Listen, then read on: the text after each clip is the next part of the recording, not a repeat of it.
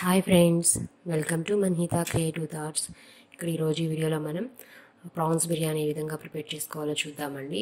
And అలాగే నా channel కనుక ఫస్ట్ టైం చూస్తున్న వాళ్ళైతే తప్పకుండా లైక్ చేయండి, షేర్ చేయండి, సబ్స్క్రైబ్ చేయడం మాత్రం మర్చిపోకండి. ఇక్కడ నేను బాస్మతి రైస్ తీసుకున్నానండి. ఇక మీరు ఇన్ కేస్ కావాలనుకుంటే ఒక ఈక్వల్ క్వాంటిటీ అంటే మామూలు రైస్ అండ్ బాస్మతి రైస్ కూడా తీసుకోవచ్చు, రెండు ఈక్వల్ క్వాంటిటీలో. బట్ బాస్మతి రైస్తో చేస్తే మనకి అచ్చం రెస్టారెంట్ స్టైల్లో వచ్చినట్టు పర్ఫెక్ట్గా ఉంటుంది. సో ఇక్కడ నేను 2 గ్లాసెస్ రైస్ తీసుకున్నాను. 2 టైమ్స్ కడుగుతున్నాను. కడిగేసి వాటర్లో నానబెట్టాలండి. ఒక హాఫ్ అన్ అవర్ పాటు నానబెడితే పర్ఫెక్ట్గా వస్తుంది బిర్యానీ కూడా. అండ్ అలాగే ఇక్కడ స్టవ్ మీద గిన్నె పెట్టుకుని ఆయిల్ వేసి ఆనియన్స్ వేసి బ్రౌన్ ఆనియన్స్ కోసమని ఫ్రై చేస్తున్నాను. సో ఆనియన్స్ ఇలా సన్నగా తరిగి వేసుకోవాలి. సిమ్లో పెట్టుకుని ఫ్రై చేసుకోవాలండి. కొంచెం ఈవెన్గా ఫ్రై అవుతాయి అప్పుడు. తప్పకుండా ఈ రెసిపీ ఒకసారి ట్రై చేసి చూడండి. సేమ్ రెస్టారెంట్ స్టైల్లో ఉంటుందండి బిర్యానీ అయితే. ఇవి ఇలా ఫ్రై చేసేసుకుని ఒక టిష్యూ వేసిన పేపర్లోకి తీసేసుకోవాలి. ఇక్కడ నేను వచ్చేసి కొత్తిమీర అండ్ పుదీనా, టమోటో, కట్ చేసిన పచ్చిమిర్చి, జీడిపప్పు, ఆనియన్స్, ఒక బంగాళదుంప తీసుకున్నానండి. బంగాళదుంప మీ ఆప్షనల్ మాత్రమే. అండ్ అలాగే హోల్ గరం మసాలా దినుసులండి. ఇంతకుముందు మనం ఆనియన్స్ ఫ్రై చేసిన గిన్నెలోనే ఇంకొంచెం ఆయిల్ యాడ్ చేసుకుని మొత్తం మసాలా దినుసులన్నీ కూడా వేసేసుకోవాలి. పెప్పర్స్ కొంచెం చూసి వేసుకోండి, ఎందుకంటే ఎక్కువ స్పైసీ అయిపోతుంది పెప్పర్స్ ఎక్కువ అయితే. సో అది మీ చాయిస్, కావాలనుకుంటే వేయచ్చు, పిల్లలు తినేది కదా అనుకుంటే అవాయిడ్ చేయొచ్చు. అండ్ అలాగే కొంచెం అవి ఫ్రై అయిన తర్వాత దానిలోకి జీడిపప్పు వేసుకుని ఫ్రై చేయాలి. జీడిపప్పు కూడా కొద్దిగా ఫ్రై అయిన తర్వాత సన్నగా తరిగి పెట్టుకున్న ఉల్లిపాయ ముక్కలు అండ్ అలాగే పచ్చిమిర్చి కూడా వేసి ఫ్రై చేసుకోవాలి. సన్నగా కట్ చేసి పెట్టుకుని ఒక టమోటా వేసుకున్నాను.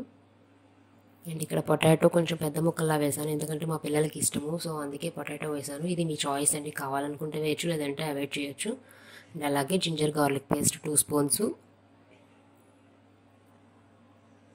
ఇక్కడ చాలా తక్కువ మసాలాలతో చాలా పర్ఫెక్ట్ బిర్యానీ అండి, తప్పకుండా ట్రై చేసి చూడండి. అండ్ అలాగే దీనిలోకి కొద్దిగా సాల్ట్ వేస్తున్నాను.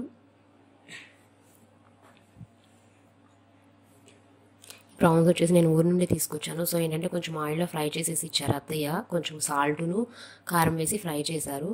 వీటిని వేసేస్తున్నాను ఇప్పుడు. ఇన్ కేస్ మీ దగ్గర ఫ్రెష్ ప్రాన్స్ ఉన్నాయి అనుకుంటే వాటిని ఉప్పు, కారం, నిమ్మకాయ, జింజర్ గార్లిక్ పేస్ట్లో ఒక హాఫ్ అన్ అవర్ పాటు మ్యాగ్నేట్ చేసి పెట్టుకోవాలి. అండ్ అలాగే ఇక్కడ కొద్దిగా పసుపు యాడ్ చేస్తున్నాను. మనం అలా ప్రాన్స్ మ్యాగ్నేట్ చేసి పెట్టుకుంటే పర్ఫెక్ట్గా వస్తుంది అనమాట. బిర్యానీలో ప్రాన్స్ కూడా మంచి టేస్టీగా ఉంటాయి. అండ్ అలాగే 2 స్పూన్స్ కారము, గరం మసాలా పౌడర్, ధనియా పౌడర్, ఇవన్నీ వేసేసుకుని ఒకసారి మొత్తం కలుపుకోవాలండి. మసాలాలన్నీ కూడా మనకి చక్కగా ప్రాన్స్కి పట్టాలి. అండ్ అలాగే సన్నగా తరిగిన కొత్తిమీర, ఇవన్నీ వేసేసుకుని ఒకసారి కలిపి మూత పెట్టేసి ఒక 2 to 3 మినిట్స్ అలా మగ్గనివ్వాలి. ప్రాన్స్ మసాలా పడుతుంది. అండ్ అలాగే ఇంకొక స్టవ్ మీద గిన్నె పెట్టుకుని వాటర్ తీసుకున్నాను. వాటర్కి ఏం క్వాంటిటీ అవసరం లేదండి, మనం సుమారుగా తీసుకోవచ్చు రైస్ ఉడికేలాగా. అండ్ దీనిలోకి హోల్ గరం మసాలా దినుసులు అండ్ అలాగే కొద్దిగా పుదీనా అండ్ టేస్ట్కి సరిపడినంత సాల్ట్, 2 స్పూన్స్ ఆయిల్ వేస్తున్నాను. ఆయిల్ వేస్తే ఏంటంటే రైస్ మనకి అంటుకోకుండా చక్కగా పొడిపొడిలాడుతూ వస్తుంది అనమాట. సో అందుకే ఆయిల్ వేసాను. ఇక్కడ కర్రీ కూడా ప్రిపేర్ అయిపోయిందండి. అండ్ వాటర్ ఇలా బాయిల్ అవ్వాలి. బబుల్స్ వస్తున్నప్పుడు మనం ఇంతకుముందు నానబెట్టి ఉంచుకున్న బియ్యం వేసుకోవాలి. ఒకసారి మొత్తం కలిపేసేసి మీడియం టు హై ఫ్లేమ్లో పెట్టి బాయిల్ అవ్వనివ్వాలండి. రైస్ ఎక్కువసేపు అయితే కుక్ అవసరం లేదు. చూసారు కదా, ఇలా మనకి మెతుకు పట్టుకుంటే అది విరిగితే సరిపోతుంది. నెక్స్ట్ స్టవ్ ఆఫ్ చేసేసుకుని మొత్తం వాటర్ అంతా కూడా తీసేసేయాలి ఆ రైస్లోది.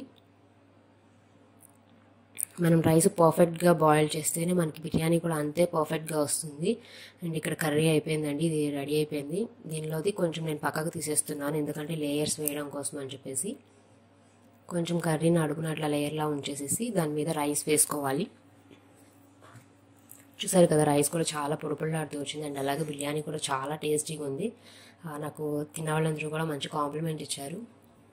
అండ్ అలాగే రైస్ మీద కొంచెం కొత్తిమీర అండ్ పుదీనా, మనం ఫ్రై చేసి పెట్టుకున్నాం కదా బ్రౌన్ ఆనియన్స్, అవి కూడా వేసుకున్నాను.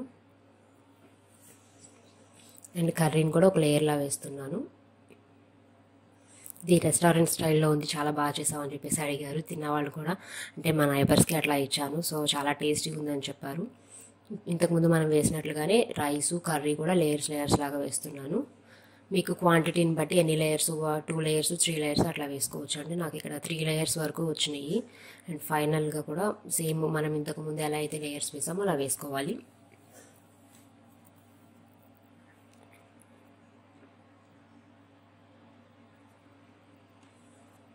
చాలా తక్కువ మసాలాలతో చాలా టేస్టీగా వచ్చిందండి బిర్యానీ కూడా. తప్పకుండా ఒకసారి ట్రై చేసి చూడండి.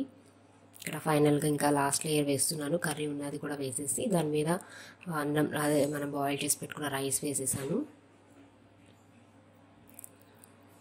ఫైనల్గా పుదీనా, కొత్తిమీర, బ్రౌన్ ఆనియన్స్ వేసేసి మొత్తం మిగిలినవి కూడా అన్నీ వేసేసానండి. అండ్ అలాగే ఇక్కడ ఫుడ్ కలర్ యూస్ చేశాను. ఇన్ కేస్ మీ దగ్గర కుంకుమ పువ్వు ఉంటే అది కూడా కొంచెం హాట్ వాటర్లో వేసుకుని వేయొచ్చు. బట్ నా దగ్గర ఫుడ్ కలర్ ఉందని చెప్పేసి కొంచెం వాటర్లో మిక్స్ చేసి వేసాను.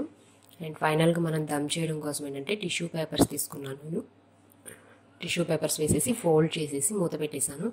దీన్ని సిమ్లో పెట్టి మనం ఉంచాలండి. ఒక 5 మినిట్స్ అయితే సరిపోతుంది. ఒక 5 మినిట్స్ తర్వాత స్టవ్ ఆఫ్ చేసి ఒక 2-3 మినిట్స్ అలా ఉంచేసేయాలి. ఫ్లేవర్స్ అన్నీ కూడా బాగా పడతాయి రైస్కి. ఒక 2-3 మినిట్స్ తర్వాత చూస్తే మనకి రైస్ ఇలా ఉంటుందండి. చాలా పర్ఫెక్ట్ అండ్ కలర్ఫుల్గా ఉంది. చూసారు కదా, ఫైనల్గా బిర్యానీ అయితే ఇలా ఉందండి. చాలా టేస్టీగా కూడా ఉంది. అండ్ అలాగే ఈ వీడియో కనుక మీకు నచ్చినట్లయితే తప్పకుండా లైక్ చేయండి, షేర్ చేయండి, సబ్స్క్రైబ్ చేయడం మాత్రం మర్చిపోకండి. అండ్ అలాగే పక్కన ఉన్న బెల్ ఐకాన్ని క్లిక్ చేయండి. ఇలా చేయడం వల్ల నేను అప్లోడ్ చేసే ప్రతి వీడియో నేరుగా మీ వరకు చేరుతుంది. Thank you for watching.